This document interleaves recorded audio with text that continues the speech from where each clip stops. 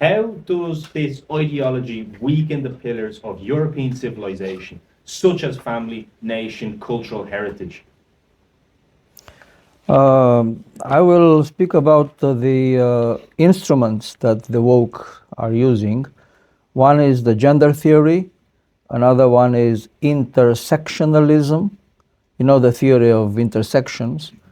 And the other one is the attack on science, which I mentioned.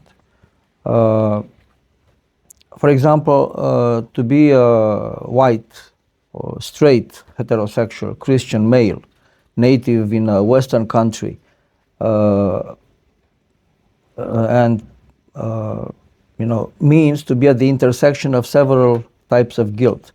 Guilty identities, which mean you are irredeemably guilty and liable to social death and even perhaps physical death. And we saw that the wokes are not stopping at any violence, even murder. They assassinated Charlie Kirk. So they don't stop, they will even go as far as killing somebody for their beliefs. So this kind of intersection means that, for example, they call males has to have toxic masculinity. It conjugates with the guilt of being white, therefore guilty of colonialism and not being LGBTQ. So this intersection means that a white straight male is a monster that must be exterminated socially and even biologically. In mirror image, woke intersectionalism unites multiple discriminations that converge, articulating into multiple identities that must benefit from endlessly multiplied positive discrimination.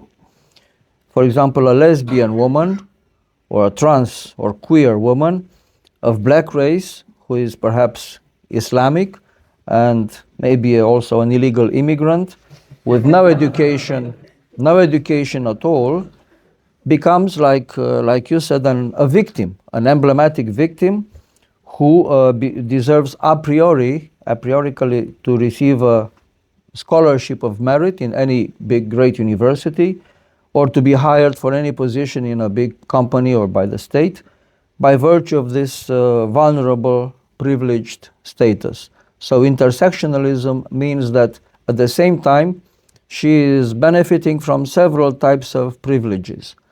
The wokes claim that Western society is structurally racist, androcentric, phallocratic, that means the rule of the penis, and transphobic. So they must be demolished. This society must be demolished entirely, along with its cultural, religious, familial, political, national identity, even scientific heritage. If, let's say, the Enlightenment generated the current racist, capitalist, machist, imperialist order, down with the Enlightenment. If modern science was born in the West and has been an accomplice, they say, with this order, down with science. If rationalism has generated colonialism, down with reason, long live irrational absurdity. If the family is formed by man and woman, then let the family disappear. They want family to disappear. When the gays are saying they want to have the right to marry, it's not the right to marriage that they want. They actually want to blow up, to destroy the definition of traditional family, because if a family can be made of 2 men, 2 women, 6 women, 3 men and a dog and so on, then the family loses its meaning. So they want the family to disappear completely. They want to destroy this basic institution. If abortion is a crime, as we say, then they say long live infanticide, baby murder. Death to conservatives, of course, like we saw in the case of Kirk. And above all, if Christianity has been the operating system of European civilization and its American extension, and the origin of its values, death to Christianity. And to my brothers in the Catholic Church, I wish to add that we must also count the Orthodox Church, the Orthodox tradition. Demos spoke about Byzantium, the Greek Christian Empire, Roman Empire in the East, having its capital in Constantinople. That religion, that brand of Christianity, that branch was also very important in European history. And like the Pope John Paul II said, the Christianity, the Christian church needs to breathe with both lungs.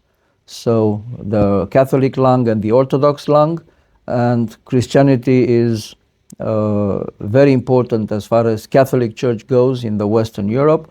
In our part of the world, in the Eastern Europe, in Balkans, Romania, Greece, Bulgaria, Serbia, and so on, we have this other kind of Christianity which is also very much alive, and we need very much the Church to be on our side in this fight. Ireland has a wonderful Catholic tradition, and I'm sure that Ireland, like Patrick said, is still strong, and together we shall prevail in this fight against this madness, this cancer, which is woke. Thank you.